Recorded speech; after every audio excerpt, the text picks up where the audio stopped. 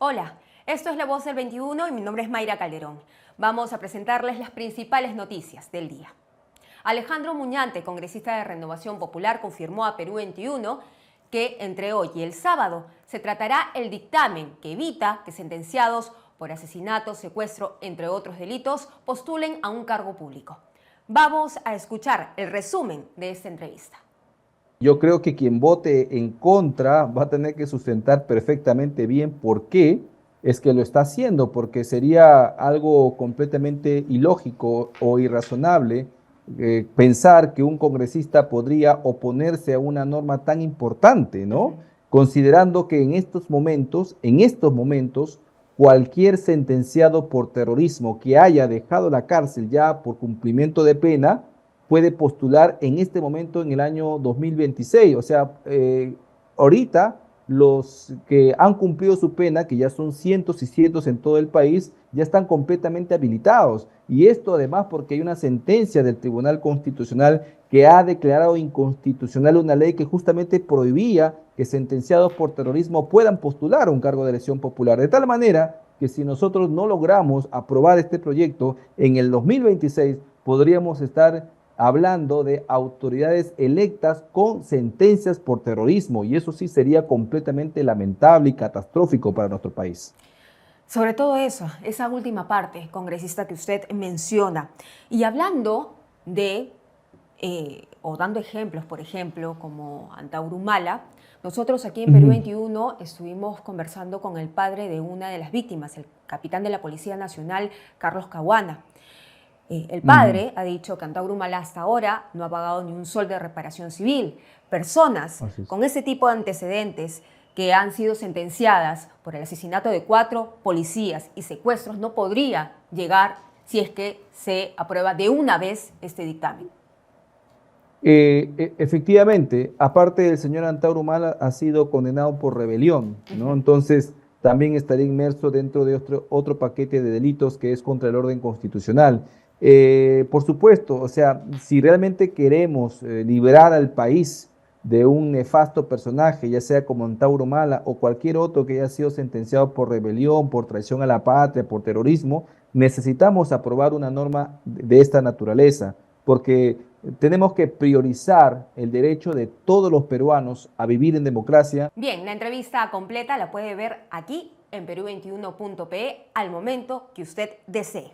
Pero en otras noticias, Guillermo Loli, el director de Asuntos de Opinión de Ipsos, habló también con nosotros sobre las declaraciones de Dina Boluarte, en las que dice y desestima las encuestas. Vamos con el resumen de esta entrevista. No es la primera vez que en este gobierno algunas autoridades cercanas a ella también han comenzado a desprestigiar las diversas encuestas que coinciden, ¿no? Hay más de una empresa seria que está haciendo investigación, como hace muchos años, y que coinciden con el lamentable indicador de poquísima legitimidad que tiene la presidenta. Eso no es culpa de las encuestadoras, sino principalmente de su accionar, ¿no? De ella y de los ministros, ¿no? del Poder Ejecutivo, pero que también se ve reflejado de manera muy dura en el otro poder del Estado. No es que ella estaba peor y el otro poder del Estado, que es el Congreso, no. Entonces, ninguno de los dos, también siempre los congresistas comienzan a criticar, ninguno de los dos en este momento debería preocuparse en lo que está diciendo. O sea, no en la encuesta en sí, sino deberían preocuparse en el mensaje de la población, que está reclamando de una vez por todas que las autoridades pues, ejerzan de manera efectiva el poder y no necesariamente resolviendo propias agendas, ¿no? Que ya nos tienen acostumbrados en estos días.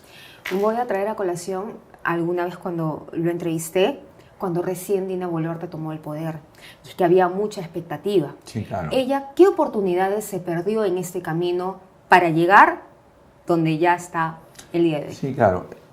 También es cierto que empieza no con un nivel de aprobación muy importante, veníamos de verdad de indicadores muy complicados con Pedro Castillo y de alguna manera alguna expectativa se tenía.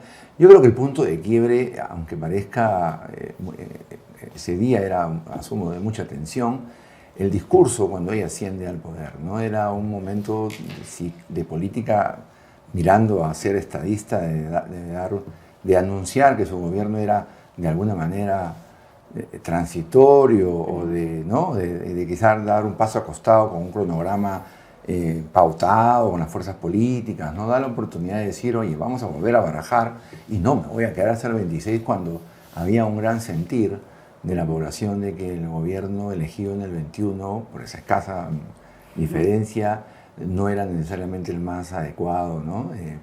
Para estos 5 años.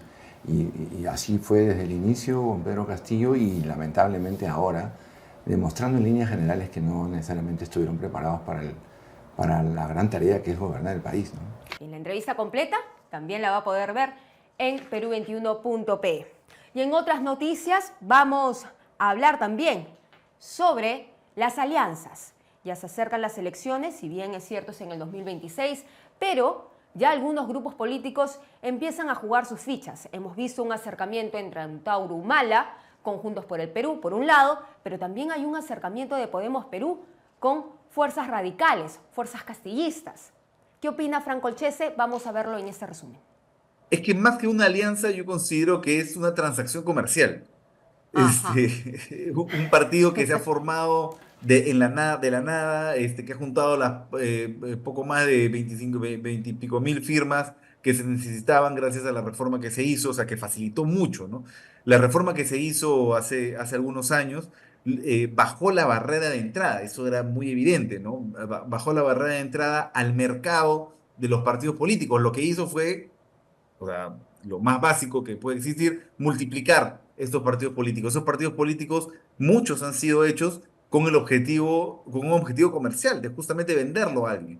Entonces, yo creo que más que una alianza, es una plataforma para la gente o los candidatos que están queriendo meterse a la carrera en el último minuto, puedan subirse a estas plataformas que ya han sido construidas antes, ¿no? Yo no hablaría de una alianza, hablaría más de una transacción comercial. Bien. La entrevista completa también la puede ver en Perú21.pe al momento que usted lo desee. Era Franco Olchese del Centro Wiñac. Y ahora nos vamos con el reportaje de Catherine Llanos, donde se habla de la investigación que se sigue en el asesinato del cantante de cumbia, que fue prácticamente en un vivo de TikTok. Todo lo que debes saber sobre el asesinato de Jaime Carmona. La madrugada del martes, sicarios asesinaron a balazos al cantante de cumbia Jaime Carmona mientras transmitía en vivo en el restaurante Muelle 21 ubicado en Independencia. Según la policía, dio a conocer que en el lugar del ataque hallaron 7 casquillos y 2 proyectiles de bala calibre 380. Asimismo, detallaron que el cadáver presentaba heridas de gravedad. Su muerte todavía es un misterio, esto debido a que su familia reveló que el cumbiambero no habría recibido amenazas. Sin embargo, según un reporte de Latina Noticias, realizado en el 2019, señaló que el 7 de mayo del mismo año, el cantante sufrió un atentado por sujetos armados. Este hecho se habría originado cuando pertenecía a la agrupación Los Claveles de la Cumbia. Pero, ¿dónde están los sicarios que acribillaron al cantante de La Voz Perú? Hoy los culpables de su muerte están libres y se espera que las cámaras de seguridad brinden las pistas necesarias para hallar a los verdugos del llamado Taita. La policía estaría tras los pasos de los más avesados zampones que operan en Lima Norte. No se descarta que la gente esté ligada al monstruo, el cerebro del secuestro de la empresaria Jacqueline Salazar. Familiares, amigos y seguidores se reúnen en el local El Guaralino para despedir a Jaime Carmona, una voz prometedora de la cumbia que dejó un vacío irreparable en la música peruana. Y ahora vamos con otras noticias. El siguiente reportaje habla de la delegación que acompañará a Dina Boluarte a China, que cuesta más de $53.000. Míralo. A través de una resolución ministerial, se autorizó el viaje de la delegación que acompañará a la Presidenta de la República, Dina Boluarte, a China, del 23 al 30 de junio de 2024. El documento detalla que en total son 7 servidores y funcionarios públicos los que partirán hacia la República Popular China durante una semana. En la resolución también se detalla cuánto costará que cada uno de estos funcionarios acompañará a la Presidenta a China, bajo los conceptos de pasajes y viáticos por 5 días. En ese sentido, los pasajes aéreos tienen un costo de $5.134. En cuanto a los viáticos, estos serán de $500 por día. Como los funcionarios se van por 5 días, en total se les entregará $2.500. Por cada acompañante se pagará la suma de $7,634. También se explicó cuál será su agenda en el país asiático, 26 de junio en Shenzhen, 26 de junio en Shanghái y finalmente el 27 de junio en Beijing. Y ahora vamos a comentarles sobre otras buenas noticias también, porque hoy les vamos a presentar junto a Juan Flores Innovadores, un programa que se va a estrenar y que nos va a sumergir en el mundo de los negocios. Vamos a verlo.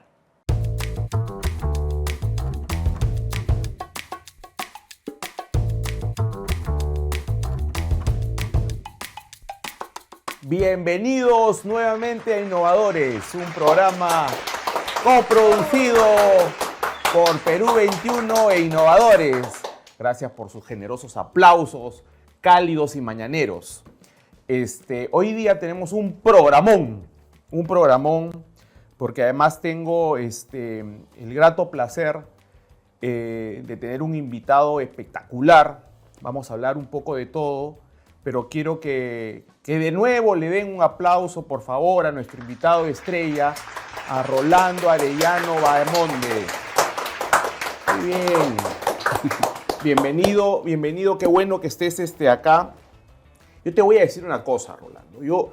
Yo creo que Arellano se ha convertido en un observador sensible del escenario social y económico de este país, con una mirada grata, pero sobre todo sensible, ¿no? Sobre todo sensible de la economía, de lo social, donde se dejó de lado quizás la palabra investigación de mercado, por ahora utilizar más bien toda esa información y ese conocimiento para desarrollar negocios, para desarrollar empresa, para darle ese impulso que el país necesita y convertirse pues en la consultora en la que hoy son. Así que yo creo eso, Rolando, y yo no sé si estoy equivocado o no. Así que bienvenido y cuéntame si yo estoy equivocado. No, gracias, Juan, primero por la invitación, la consideración. A ver, yo te digo, estás en la línea de, digamos, el propósito o por lo menos el espacio de oportunidad o el espacio donde vimos como empresa que se podía contribuir. En realidad que mi padre vio en sus inicios es que el concepto de Latinoamérica, países subdesarrollados o en vía de desarrollos, la contralectura era, oye, ese es el paraíso de las oportunidades. Y nosotros podemos ir a ayudar a acelerar la captación de esas oportunidades y que el crecimiento o desarrollo de nuestras economías se dé de manera más rápida, ¿no? Entonces es ahí donde nuestra lectura era cómo aportamos un granito de arena diferente, una lectura diferente del mercado, para no decir que lo que venías haciendo está mal, sino para darte herramientas adicionales y poder seguir creciendo, ¿no? Pero bastó esa mirada fresca, nueva, para descubrir con mayor profundidad una nueva Lima, para redescubrir el interior del país, para que a través de sus intervenciones podamos entender que la pirámide no era pirámide. Ese tipo de cosas fueron innovaciones en su momento, pero que marcaron claramente el destino de Arellano. No, totalmente. Lo que sucede es que uno tiene que entender que el sector empresarial, por lo menos la mirada con la que nosotros entramos a ofrecer nuestros servicios en el Perú en el 96, es un sector empresarial, primero, que no contaba con tanta información. Primero, que la capacidad de arriesgarse en hacer cosas nuevas era difícil. Por lo tanto, si tú ya sabías que un mercado te compraba, te enfocabas y decías, oye, esa es la manzana baja, voy a cosechar la mayor cantidad de ellas. Y podías dejar de ver oportunidades en otros espacios, o porque ya encontrabas un camino alternativo para llegar a ellos, o simplemente porque decías, no tengo tiempo para dedicarle a entenderlo, y probablemente el riesgo de ir y conquistarlo me juega una mala jugada, ¿no? Porque implica productos diferentes, canales de distribución diferentes, publicidad diferente y todo. Entonces es probablemente una disrupción muy grande. Pero en esa lectura cuando ya tú pones las cifras sobre la mesa, por ejemplo, cuando hablamos de estilos de vida, que creo que fue uno de los pilares más importantes del inicio, no es que decíamos que niveles socioeconómicos estaba mal, simplemente que niveles socioeconómicos era muy blanco y negro para el sector empresarial. Era, hoy las oportunidades están en los que tienen plata y los que no tienen plata, que llegará indirectamente a nuestra oferta. Claro. Y cuando metemos estilo de vida le decimos hoy, pero hay conceptos de modernidad, de conservadurismo. Y como una gama, ¿no? Diferentes matices de peruanos, ya no solo en función a cuánta plata tienes, sino en cuánta deseo, necesidad o aspiración de consumo tienes hacia un futuro. Entonces le decíamos, ¿no? Niveles altos, tendrás mucha plata, pero no tienes intención, por lo menos en esa época, de gastar en equipamiento de primer nivel en tu cocina, porque la ama de casa no cocinaba la de niveles altos. Claro.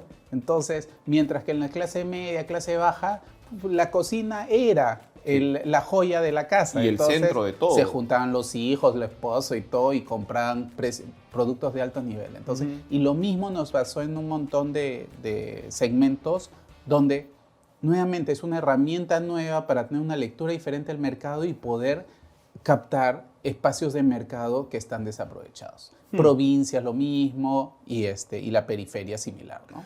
Rolando, hace 28 años que se funda Arellano Consultoría, ¿no? Eso quiere decir que tú tenías más o menos ¿cuántos años?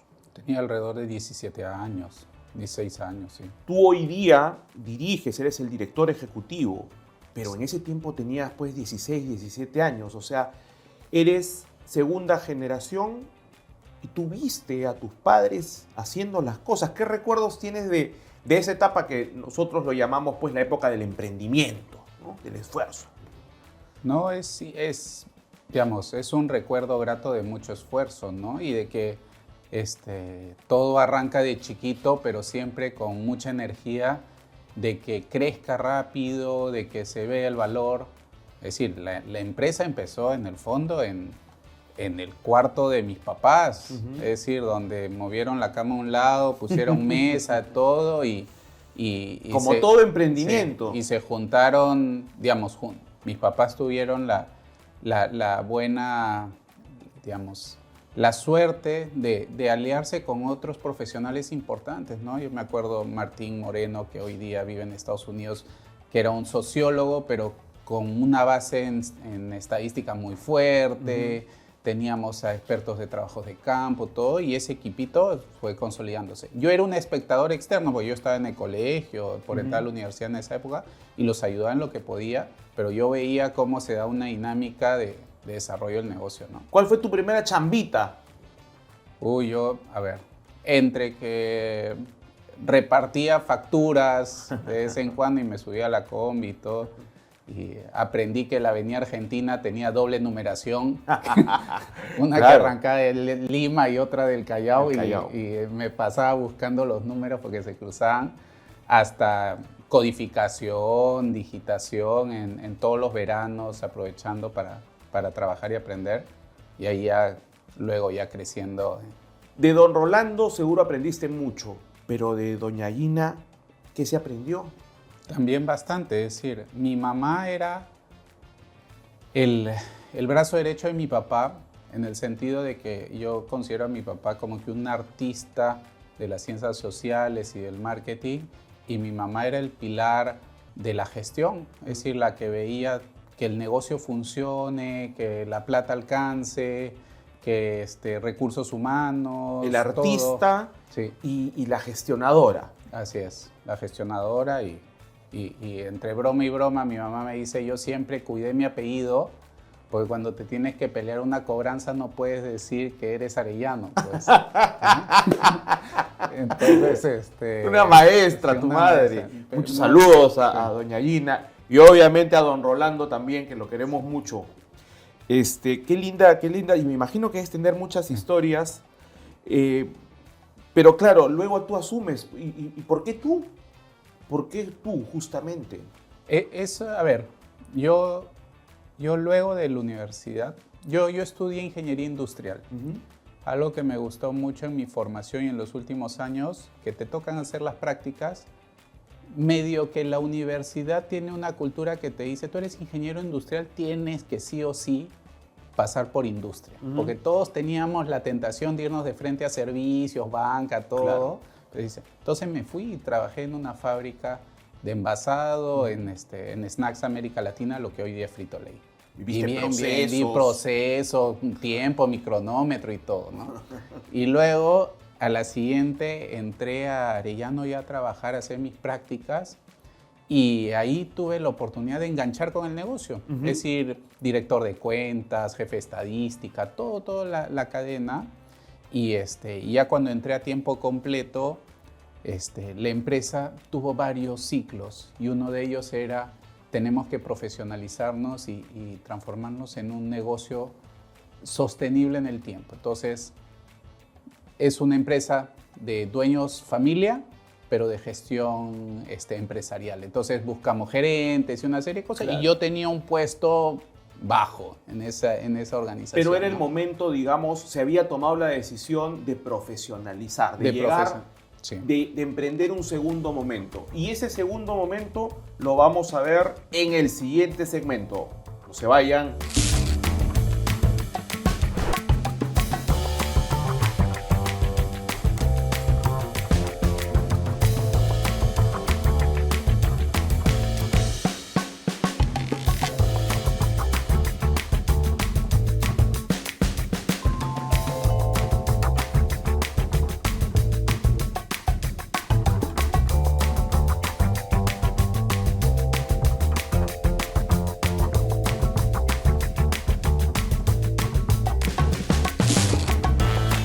Bienvenidos nuevamente a este programa de innovadores.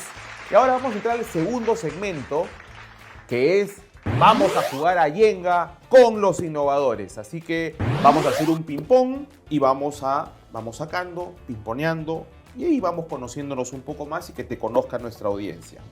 A ver, Rolando, un color. Verde. Adelante.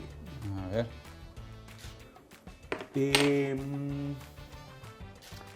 Un defecto. Me estreso muy rápido. Muy bien. ¿Qué puede ser que te pregunte? Un libro. Harvard Business Review. Ajá. Ok. Una comida. Arroz con pollo. Uy, qué rico. Toca. Y si se cae, se cae.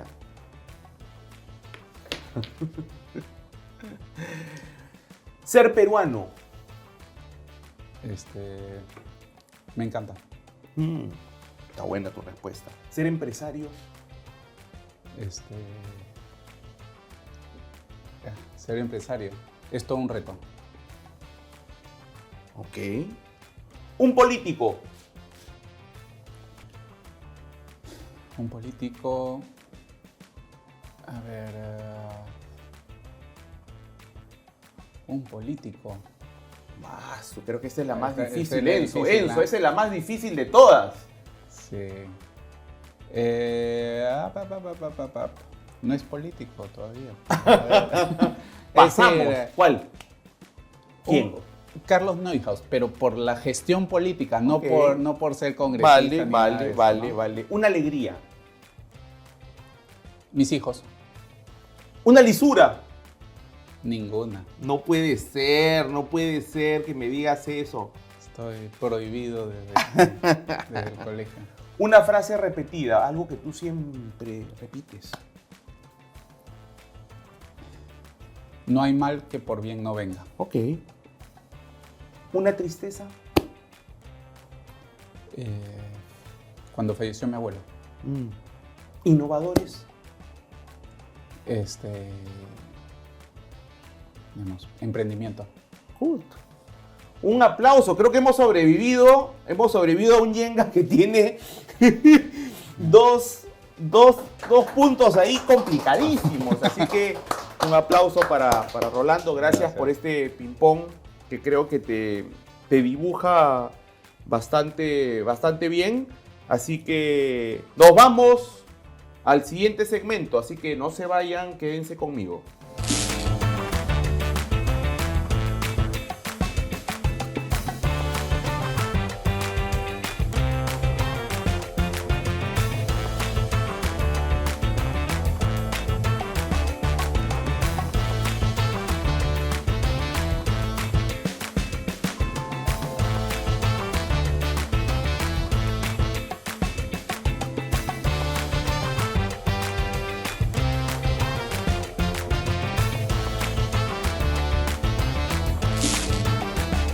Bienvenidos a Innovadores. Este es el último bloque, el más requerido, porque acá es donde vamos a hablar con Rolando de cosas más del ser empresario. Nos habíamos quedado, Rolando, en ese tiempo en el que entras a la compañía y ya con un claro objetivo de buscar la profesionalización. Ya, digamos, yo lo catalogo así. La primera generación emprende y la segunda viene a sentar las bases para un escalamiento o lo que llaman algunos la etapa de la consolidación. Eso hace una segunda generación por lo general y pareciera que efectivamente el encargo para ti fue ese. Sí, en realidad, digamos, el encargo desde una perspectiva de la empresa como gestión se toma mucho antes.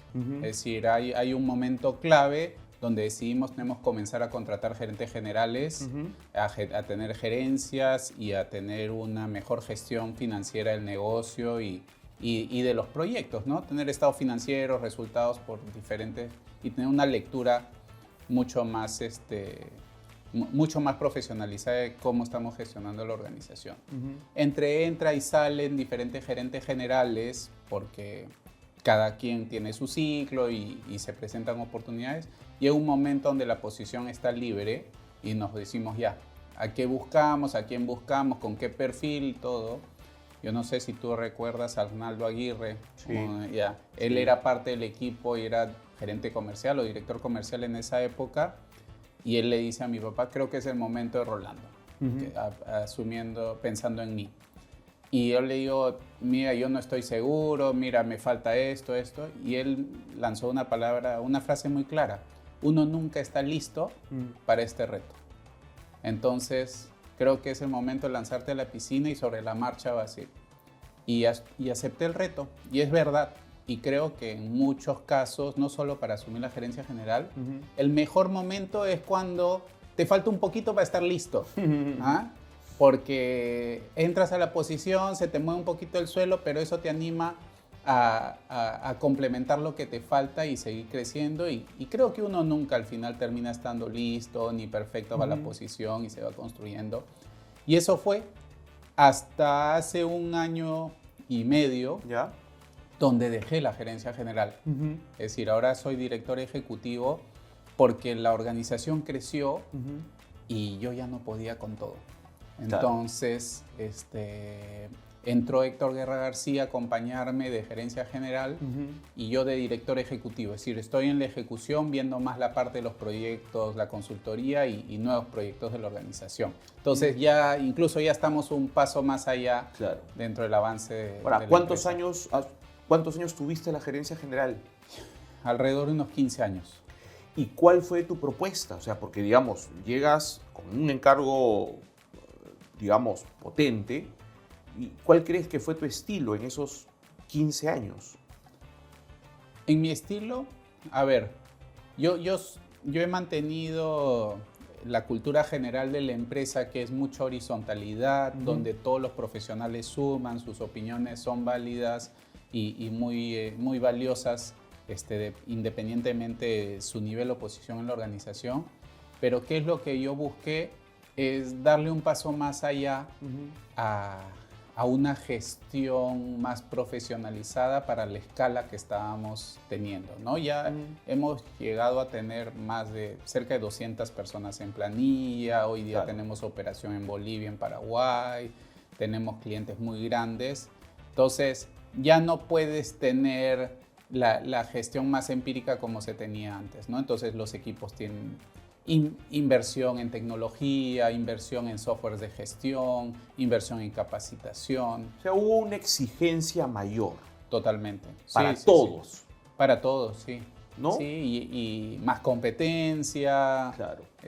Tú no puedes quedarte con lo mismo de siempre y pensando que vas a vivir 100 años, ¿no? Entonces, renovación constante, modernización de la marca, una serie de elementos que han sido parte del reto que hemos llevado adelante. He leído algunas entrevistas tuyas, algunos contenidos tuyos, y te acabo de decir la palabra exigencia porque posiblemente la hayas tú nombrado muchísimas veces. Muchísimas veces, y no solamente hacia el interior, sino a la hora de expresarte respecto a cómo un empresario también debe ser exigente al llevar un producto o un servicio a su mercado. Sí. ¿Estoy bien? Eso No, totalmente. desarrolla un poco esta idea. A ver, yo muchas veces, digamos, cuando en algunas oportunidades le decía, ¿cuál es mi preocupación? Que detrás mío hay 200 personas que pagar a fin de mes. Entonces, más allá de los lindos proyectos que ofrecemos, nosotros damos 200 empleos y sostenemos 200 familias. Entonces, este negocio tiene que funcionar, queramos o no queramos, porque no. Entonces, eso nos lleva a que hacia el mercado tenemos que buscar lanzar productos exitosos. Tenemos que llevar productos que generen la satisfacción y la voluntad del mercado de pagar lo que creemos valen nuestros servicios. Entonces, mantiene la valla alta. Digamos, en la época de mi papá, probablemente su participación directa en muchos de los proyectos es lo que aseguraba eso. Pero en la escala de hoy, digamos, nuestra participación está más bien en la conceptualización de la herramienta, en la conceptualización del producto, para que todos los que trabajamos ahí podamos llevar ese valor adelante, ¿no? Algo que te cuento que fue uno de los objetivos graciosos que nos pusimos hace muchos años era desrolandizar la empresa. Desrolandizar. Es decir, Con Rolando. con Rolando adentro, él estaba adentro. Pero contigo adentro. Y los dos, porque ha sido un fade in, fade out. Es decir, él recién está un poco más distante en los últimos años, pero hemos estado en una cogestión en los dos. Pero la idea era que una Ana Lucía, un Hugo, un Jorge puedan presentarse ante un cliente y el cliente vea que es Arellano, ¿no? Y no esté exigiendo, porque tampoco nos podemos partir para tener tantas reuniones en el mismo día o la misma semana, ¿no? Y es algo que hemos ido creciendo y creando, que es parte de los retos para llevar ese valor al cliente desde un modelo de negocio diferente, ¿no? Ese fate entre Rolando y Rolando, ¿qué tal? Muy bueno. Es decir, yo agradezco y él también reconoce que parte de su responsabilidad era capacitarme y trasladarme lo que a él lo llevó a emprender este negocio y a que crezca. Y a mí también poder llevar, como te digo, ¿no? Él es psicólogo de formación original y yo soy ingeniero de formación original. Entonces, nos juntamos a nivel de los posgrados, pero nuestras bases son distintas, entonces hoy día esos ingredientes están combinados para que la empresa funcione mejor. ¿Qué crees que es lo más importante de la vida, Rolando? ¿Qué crees que es lo más importante de la vida? Yo creo que es que la disfrutes, es decir, que sientas que hay... Digamos, y la puedes disfrutar como yo en el trajín del día a día y el estrés, ¿no? Es decir, me dicen, oye, ¿tú en qué momento descansas? Sí, pues descanso, pero el hecho de estar ocupado ya te lleva a disfrutarlo, ¿no? Yo no sé si en algún momento te conté, pero yo me formé en Canadá muchos años. Yo he estudiado mi posgrado en Francia, he tenido muchas oportunidades de vivir en el extranjero y quedarme allá, pero nunca tomé esa decisión porque mi papá me hizo ver a muy temprana edad de que lo que le comenté al comienzo, ¿no? De que en Perú hay mucho por hacer. Entonces, si tú quieres sentir que aportaste, aquí tienes la cancha mucho más libre que lo puedes tener en Canadá o en Francia. Claro. Entonces, si eso es tu motivación, eso. Entonces, yo y creo que gran parte del equipo de Arellano siente que a través de cada uno de nuestros proyectos está aportando un granito de arena para el crecimiento del país, para mejorar las condiciones. Entonces eso me hace feliz y eso me encanta, ¿no? Y al final eso es un propósito que me imagino contagia. Totalmente. Es decir, desde que nació la empresa, nuestro propósito es aportar al desarrollo del país a través del éxito de nuestros clientes.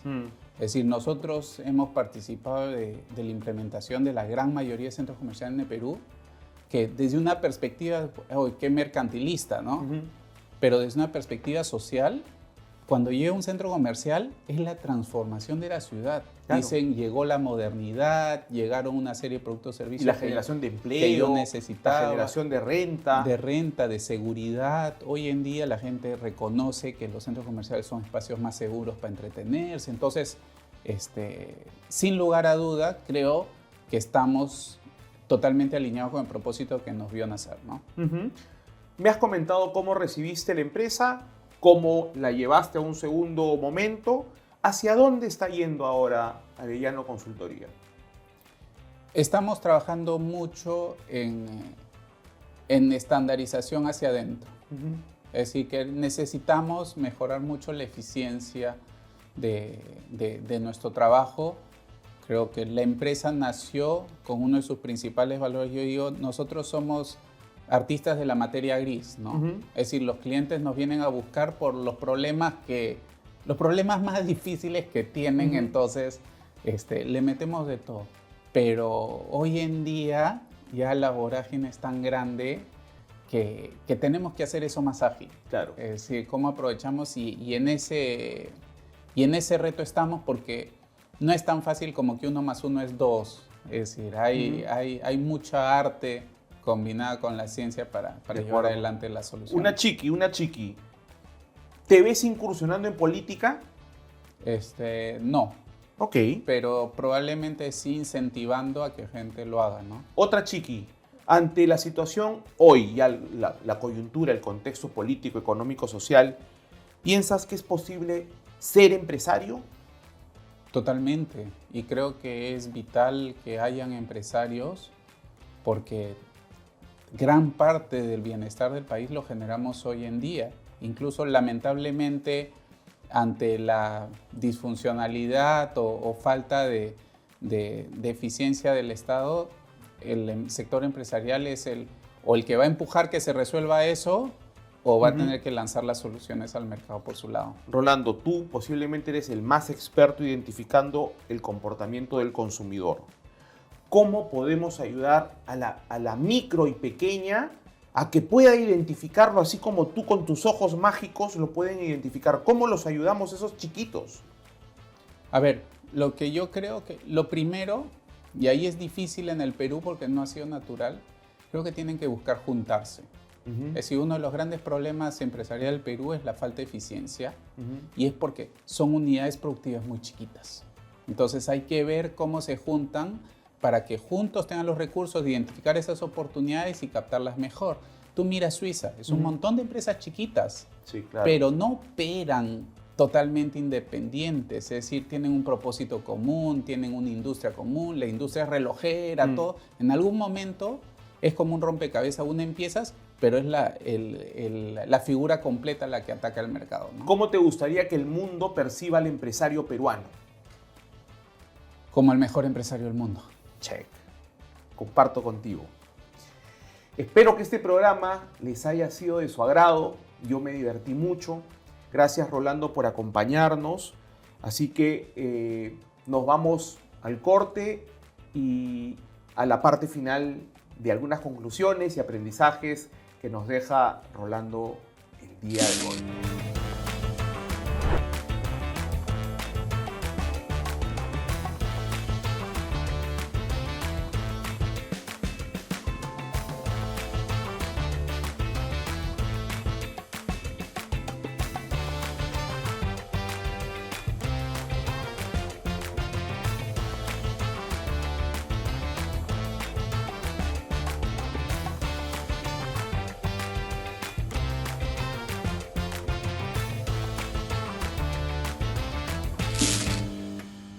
Finalmente, ¿qué nos dejó Rolando o qué nos regaló hoy día para aprender, Rolando? Tres cosas. La primera, yo creo que está clarísimo que debemos ser exigentes todos los empresarios con nuestros productos y con nuestros servicios. El cliente debe estar al centro y debemos ser exigentes para darles lo mejor que se pueda. Dos, y obviamente dependiendo de la coyuntura, ya han visto que Rolando ha atravesado por varios periodos, pero lo importante en la vida, que es la familia, que es el trabajo también y el disfrute del trabajo para entregar valor, creo que es importante, ¿no? La familia primero y el trabajo a gusto, creo que es lo segundo. Lo tercero, la unión, ¿no? Cuando le pregunté cómo hacemos para que los pequeños, los medianos podamos identificar esas oportunidades, identificar el comportamiento del consumidor para ser más efectivos, él habló de la unión de todos. Y eso quizás sea algo muy importante que debemos reflexionar todos los pequeños, todos los microempresarios. La unión para poder generar valor y hacer de nuestro país uno mejor. Gracias por escucharnos y nos vemos hasta la próxima. ¡Chao!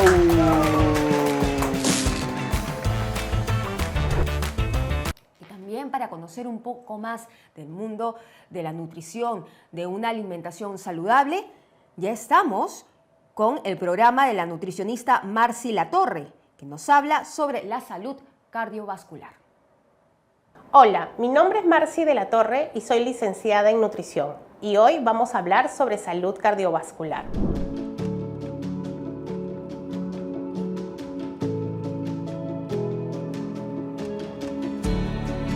Las enfermedades del corazón siguen siendo la causa número 1 de muerte en el mundo, aún por encima de los diferentes tipos de cáncer. Y es que al principio no hay síntomas contundentes, pero sí llegan a afectar gravemente la calidad de vida. Hoy vamos a hablar sobre salud cardiovascular, su importancia y cómo prever eventos fatales. El infarto y los accidentes cerebrovasculares se han incrementado en los últimos años y eso es debido a las dietas poco saludables. El alto contenido en sal, grasas, azúcares refinadas en nuestras comidas y los bajos niveles de actividad física no ayudan.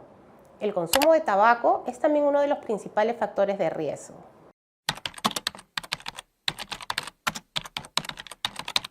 Aquí te dejo algunos consejos prácticos a tomar en cuenta. Elige alimentos que contengan grasas saludables. La palta, los frutos secos, el aceite de oliva. Pescados como el bonito, la caballa, la trucha. Estas grasas van a ayudar a que reduzcas el colesterol en sangre. Aumenta el consumo de fibra. Alimentos integrales como las frutas y verduras siempre son una buena opción. Aumenta la actividad física. Si practicas un deporte está súper bien, pero también puedes activarte caminando, dejar el carro un poco más lejos, subir y bajar escaleras, por ejemplo, dejar el cigarro y disminuir al máximo el consumo de alcohol. La hipertensión, diabetes, colesterol alto, obesidad y muchas otras enfermedades relacionadas a la salud cardiovascular pueden prevenirse si logramos poner en orden nuestra alimentación y modo de vida. Solo depende de ti. Y en internacionales, crucial debate en el Senado de reformas del presidente argentino Javier Milei. En medio de huelgas de varios sindicatos y una multitudinaria protesta contra un paquete de reformas clave para el presidente de Argentina, Javier Milei, el Senado argentino inició este miércoles el debate del proyecto. Cientos de personas se agruparon para alzar su voz en contra de la llamada Ley Bases, que recibió en abril la luz verde de los diputados y debe ser ahora aprobada por el Senado. Lamentablemente el presidente está haciendo las cosas mal, entonces quiero que toda la juventud se dé cuenta también de que las cosas van mal y que hoy salga lo que tiene que salir como corresponde. No tiene que votarse eso, la ley.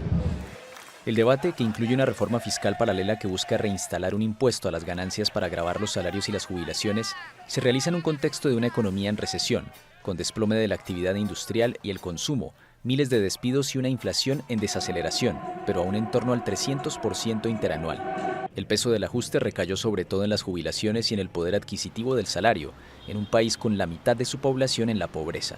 ¿Qué futuro les espera a todos nuestros hijos? Y eso, por eso hay que estar acá, haciendo fuerza para que esa ley no se firme. Tengo hijos, tengo nietos. Veo peligrar la situación económica, de estudio, de trabajo de mis hijos. Por eso vengo a esta movilización. Al menos 5 diputados fueron hospitalizados tras ser reprimidos con gases por la policía antidisturbios que repelió a los manifestantes a la entrada del Congreso. El texto de más de 200 artículos, que quedó reducido a un tercio del original luego de naufragar en su primer intento en la Cámara de Diputados, delega facultades del Parlamento al Ejecutivo e incluye polémicos incentivos a las grandes inversiones por 30 años, además de fijar una decena de empresas públicas sujetas a privatización. Milei necesita el voto de 37 legisladores para que el proyecto sea aprobado, de los cuales tiene 35 casi asegurados gracias al apoyo de la derecha tradicional. Si el paquete es rechazado, el presidente argentino tendrá que esperar un año para volver a impulsarlo, una posibilidad que podría debilitarlo políticamente, en medio de cuestionamientos a su ajuste y cuando cumple esta semana 6 meses en el gobierno. Bien, no se olviden que todas las entrevistas completas las pueden mirar en Perú21.pe, también en nuestro canal de YouTube, facilito, a la hora que usted quiera.